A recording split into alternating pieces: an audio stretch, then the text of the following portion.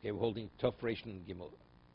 Hadas osel riach, the myrtle which has a fragrance, because it's huktzil mitzvah, because it's designated for the mitzvah, you should not smell it. Hadas shel mitzvah osel riach bo. You're not permitted to smell it. Aval esrog shel mitzvah. No, we're talking about during the 7 days. Aval esrog shel mitzvah mutal riach bo min adin. You're permitted.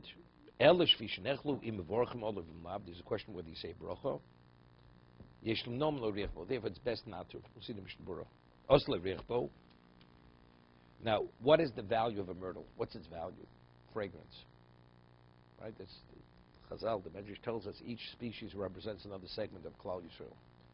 What is the value of what? Of an esrog? Esrog is its food. It's a food value. It also has fragrance, but the fragrance is secondary to what it is. The myrtle, its primary value is fragrance. So when it's huktzil mitzvah, it's designated for a mitzvah. So that means, in terms of what it is, it's already exclusive of your mitzvah. Therefore, you should not smell it. The esrog, which is not exclusively fragrance, but it's food, its value is food. Therefore, and the fragrance is only secondary. Therefore, you're permitted to say, "V'shikoro einu el riachbo." When you say huktzil kol shiva, Kobatzi sukkah, like the atzi sukkah, you're not permitted to use for anything else. The wood for the sukkah or the schach, aval esrik kora omid lachilo, umizel levad huktzah v'lo l'riach. Therefore, it's been designated for its mitzvah use as its food value, not the fragrance.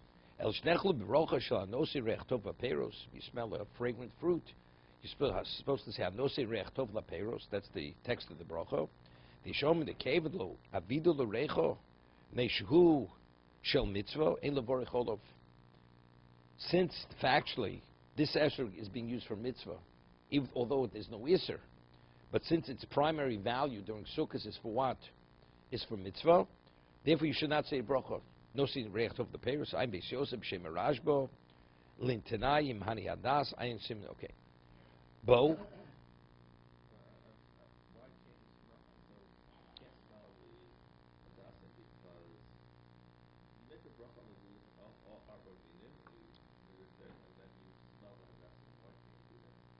Because it's huktzil mitzvah. 7 days has been designated. Its primary use is for mitzvah.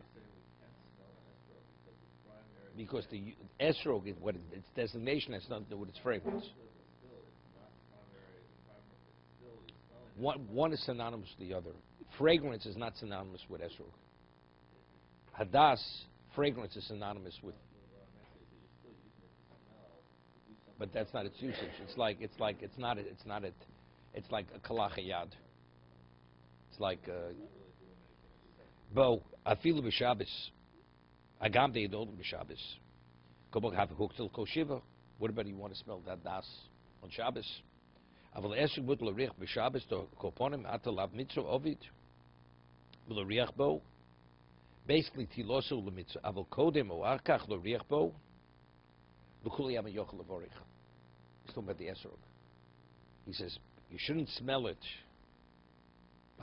He says that's when you actually take it. Person wants to say al tilos lulav, and when he's taking it, he also wants to what? As he's taking to smell it, to say the bracha. But he says prior to taking it, or after. Others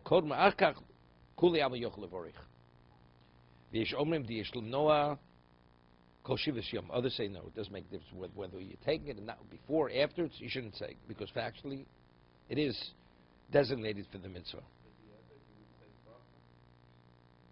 It's a machlokas. Seemingly, it's machlokas mogen rabim taus so brochos loke. Okay, further.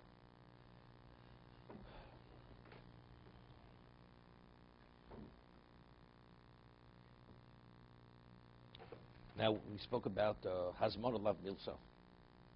Right? A person goes and prepares a tefillin bag to put tefillin in the bag. Just tefillin, bar mitzvah boy's name embroidered on the bag, everything. And you never put the tefillin in the bag. Now you want to use that bag to put your lunch in it, take it to the office. You're permitted.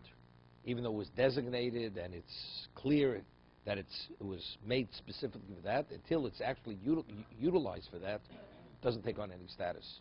Mara says that tachrichim, the shrouds that you make for a corpse, once you put them on the corpse, even afterwards, you say you remove them, you want to put a better quality shroud on the corpse, tachrichim, you're not permitted to use the tachrichim. It's Isur no. But if, let's say, they're prepared specifically for the mess, again, but they're not used, you're permitted to use those shrouds for anything you want. The material, use it for anything you want. Why? Because we hold Hazmon Alav Milsa. You designate, you prepare before Sukkot the Dalid Minim, you designated this is what I'll be Yotzei the Mitzvah, and then turns out you don't use it. You don't need the lulav, you don't need the esrog, because you have it's an extra. It was never used for the mitzvah. And now you want to smell the hadassim of that lulav. It's not a problem. Because why? It's only because huktzah l'mitzvah. Huktzah l'mitzvah is only, its designation is not sufficient. It's designation plus usage. So since it was never used, it's no different than the tefillin bag and the tachrichim, the shrouds for the corpse.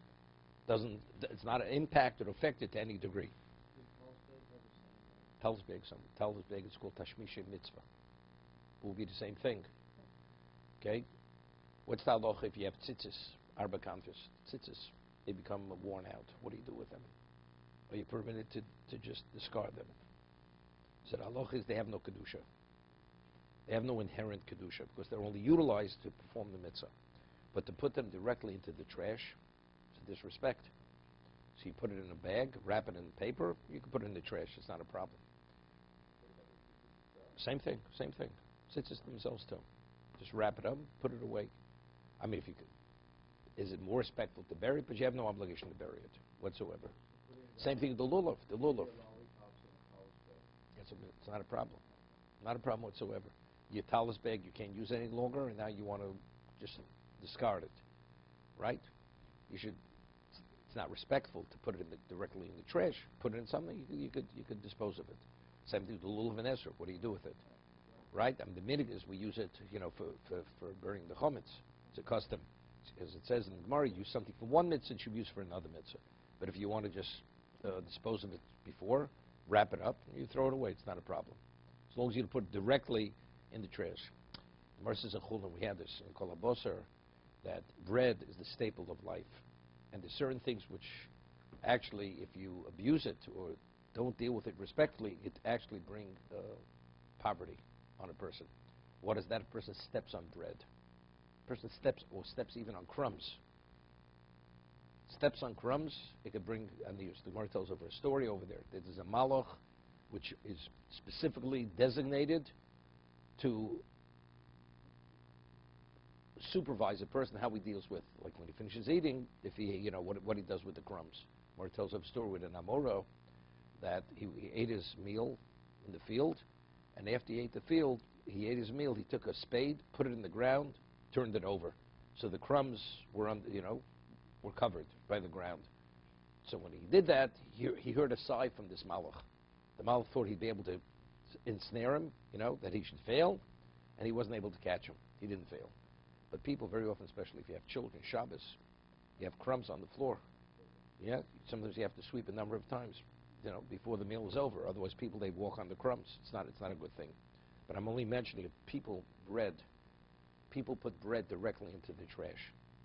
Also, there's a minog that you wrap the bread, put it in the bag, wrap it in a napkin. You don't put it directly into the trash with everything else. Because bread has a special value. You treat it with respect. Very often you walk down Fifth Avenue, or whatever avenue you're walking down, you see these sour bagels. People eat half a bagel, they leave it on the sidewalk. Right? People walk down the street. Do you step on it? People don't. They don't give it even notice. They step on the bagel. It's better to sidestep. Not better. You should not step on it. I'm not joking. Because I saw a bird fighting over a bagel. Let me step on it, and everybody will laugh. This guy's into shalom. He's one of the peace guys. Okay. So avad lo shadav lo agbe. So break it up with your hands. Or with your foot. Exactly. So you pass it. Pass on it. Avad lo shadav lo bal lemeifek bo. He made the Hoshana means he made the dalid minim, but he never picked it up to be yotzei the mitzvah. Shari bano, you're permitted to benefit any other benefit for it. Shari bano, das mor la vilsi, explains, because designation alone doesn't have any value. Bano vuadin lulav shelishtakid. Lunesa achito bashanazu. Let's say he has last year's lulav. Interesting, it was last year, and now this year, he's not going to use the lulav. Is he permitted to use last year's lulav for what? To benefit from it, for whatever it is. So last year's hadas. The achar hachag botel hakdusha. Once the chag is over, the kedusha is actually doesn't exist in law. Kabush ksav the kain zel in Sukkah shel ishtaked besim tofresh lamet ches sivkoten tes Mishna Berura. Das achronim fakvin shom in Sukkah din lulav. It's not simple. Not simple. Because factually, right? Since it was used for a mitzvah, I mean, seemingly it should be. It should not have any kedusha. If you designate every year, you need a new designation, right? There's a question they ask about Hanukkah that the oil that's left from the Hanukkah, what are you supposed to? You're supposed to burn it. You're not supposed to use it for anything else, because it was the residue of oil that was left. We're not talking the oil in the original bottle, the bottle of oil that was never used, but the oil that's left in the holders, that oil should not be used for anything else. Why? Because that oil was designated for the mitzvah. Designated and it was used. And it's a residue of the mitzvah. So the Ramos says you should burn it, light it, and just burn it out. That it should not be used for anything else. So they ask, why is it any different than the lulav after Sukkot, or the wood, the sukkah after Sukkot, it has no kedusha. Just as there, you can use that wood for anything you want, as long as it's not something which is disgraceful. You should be able to use this for anything you want. They ask it as a question. So if you go through the attic and you find an old lulav there, last year, for whatever reason, what's the best way to It's always the same thing. Why are you asking you how to find your attic? It's right after Sukkot. What do you do with the lulav? Okay. Newspaper, or you could break it in half, put it in a bag, and just throw it away. Not a problem. Okay, let's see the Chom Silvos. No, it's brought. You should not throw it. You shouldn't pour it down the sink. If you have no choice, but it's better to light it. He says. The Ramos says you should light it, to burn it. today, very often people have these things, these breaking and you can't go up or anything. You can pour it out. You pour it into a glass, and you light it in the glass.